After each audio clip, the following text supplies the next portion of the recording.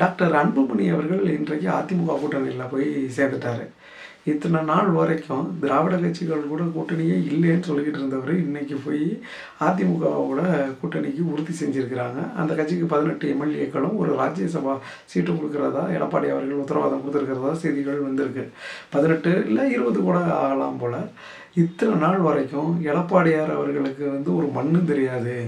அவர் காலை தரையில் கும்பிடுவார், காலில் விழுவார், டயரை தொட்டு கும்பிடுவார், வானத்தை பார்த்து கும்பிடுவாரெல்லாம் அவமானப்படுத்திட்டு எந்த மூஞ்சி வச்சுக்கிட்டு போய் எடப்பாடியை போய் பார்த்தாருன்னு தெரியல அன்புமணி.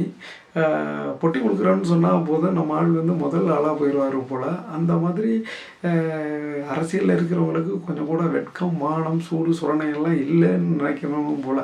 இல்லாட்டி அந்த திட்டிட்டு திருப்பி அடுத்த தேர்தலில் போய் கூட்டணிக்கு போய் வாசலில் போய் நிற்கிறாங்க. அதையும் அவர் கட்டி அணைத்து வரவேற்றிருக்கிறாங்க. என்ன அரசியலோ நமக்கு உண்மையிலேயே புரியலை.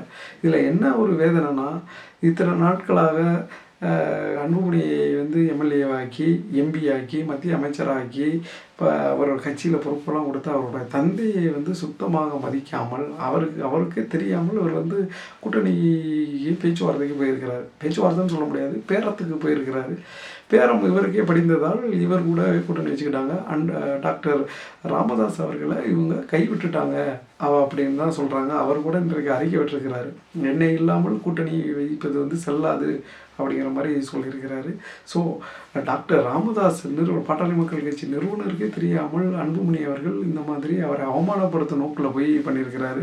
இது உண்மையிலேயே டாக்டர் ராமதாஸ் மீது மரியாதை வைத்துள்ள பாட்டாளி மக்கள் கட்சி தொண்டர்களுக்கு மிகப்பெரிய ஒரு வேதனையாக தான் இருக்கும். ஆனால் அதை பற்றியெல்லாம் இவர் கவலைப்பட மாட்டார். இவருக்கு ரெண்டு விஷயந்தான் முக்கியம். ஒன்று, இவர் மேலே சிபிஐ வழக்கு ஒன்று இருக்குது. பாஜக தலைமையில் தூங்குற கத்தி போல் இவருக்கு எதிராக இருக்குது. அதுலேருந்து தப்பிக்கிறதுக்கு தான் இவர் பாட்டாளி மக்கள் கட்சியை பாஜக கூட்டணியிலேயே போய் சேர்றாரு.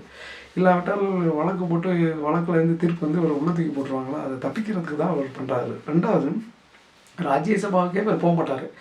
இவர் கூட்டத்தொடரில் போய் கேள்வியும் கேட்குறதெல்லாம் இங்கே போகிறதும் கிடையாது. இவர் எதுக்கு தெரியுமா போவார்? பாஜகவுக்கு எம்பிக்கள் ஏதாவது ஓட்டெடுப்பு நடக்கிறப்போ ஓட்டு குறைவாக இருந்துச்சுன்னா இவரை வர வச்சுருவாங்க, அவங்களுக்கு சாதகமாக ஓட்டு போடுறதுக்கு. இப்படி தான் இந்த குடியுரிமை பாதுகாப்பு சட்டம்லாம் கொண்டு வந்தாங்களா, அதுக்கெல்லாம் இவர் தான் ஆதரவாக ஓட்டு போட்டார், இவங்களும் அதிமுகவும். ஸோ அந்த மாதிரி பாஜகவை ஆபத்து சமத்தில் காப்பாற்றுற ஆபத்து வந்தவனாக தான் அன்புமணி அவர்கள் இருக்கிறாரு. ஸோ அதுக்கு தான் ராஜ்யசபா போக போகிறாருன்னு நினைக்கிறேன். 18 எம்எல்ஏவோ இல்லை 20 எம்எல்ஏ கொடுக்குறாங்களோ தெரியல. அது தோத்தாலும் அவர் கவலைப்பட மாட்டார். அவருக்கு தேவை ராஜ்யசபா சீட்டு.